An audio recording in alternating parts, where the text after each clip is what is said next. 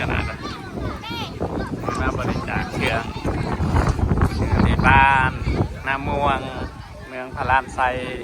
แข็งสวรรค์ขีนั่นนี่ได้มาด่านมุ่นก็เลยได้มาแจกเครื่องให้พี่น้องพ่อแม่ประชาชนอยู่เขตนอกห่างไกลจากตัวเมืองใน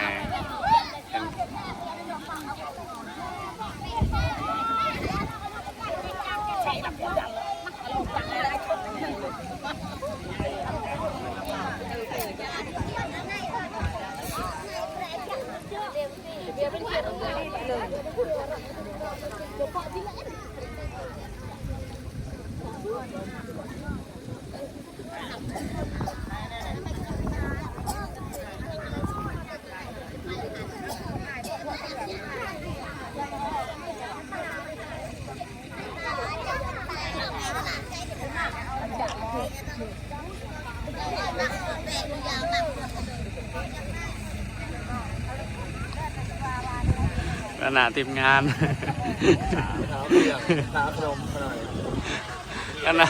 ขณะทีมงานมาถาขนม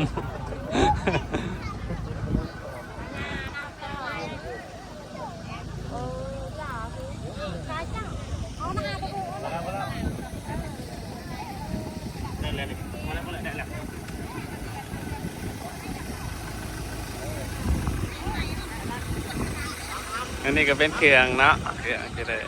เล่นจากพ่อแม่ประชาชนนี่ก็เจ้าภาพเจ้าภาพเครื่องในช่วงงามหนาวเนาะเจ้าภาพเครื่องก็ได้เครื่องเล็กน้อยมาแจกยายแบ่งกันความสุข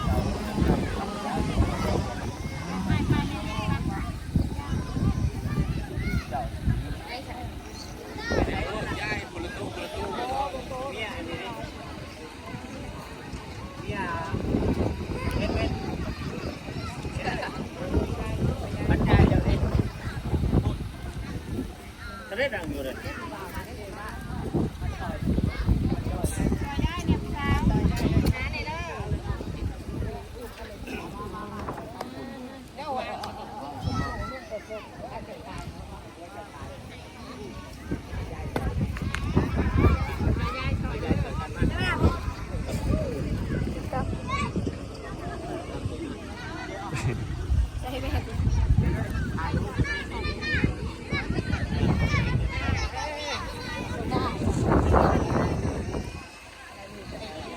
มาเลยไปยายเลย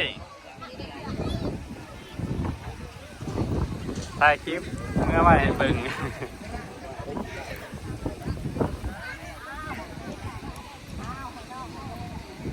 ขบได้เนาะ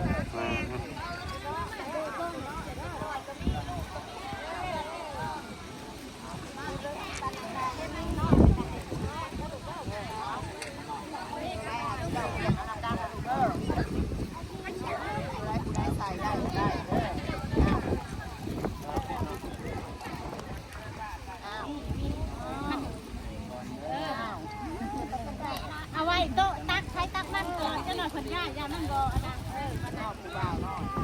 อ้าวที่เรียบร้อย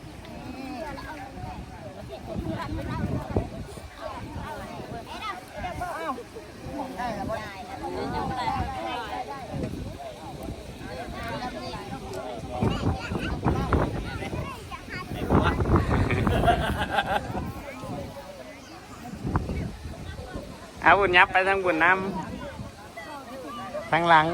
น้ำแม่ตั้งนี้ได้แน่แล้วแม่ทางหลังน้ำ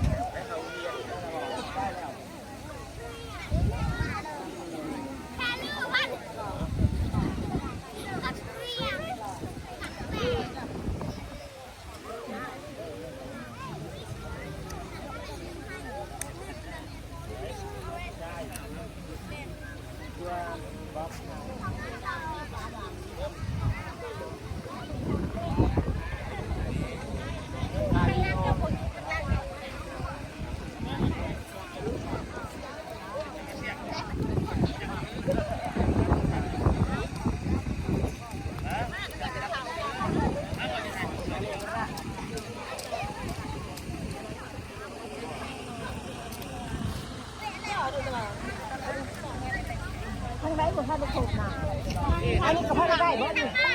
อันนี้ได้แล้วอันนี้เป็นแถวย่างย่างห่วงง่ายนั่น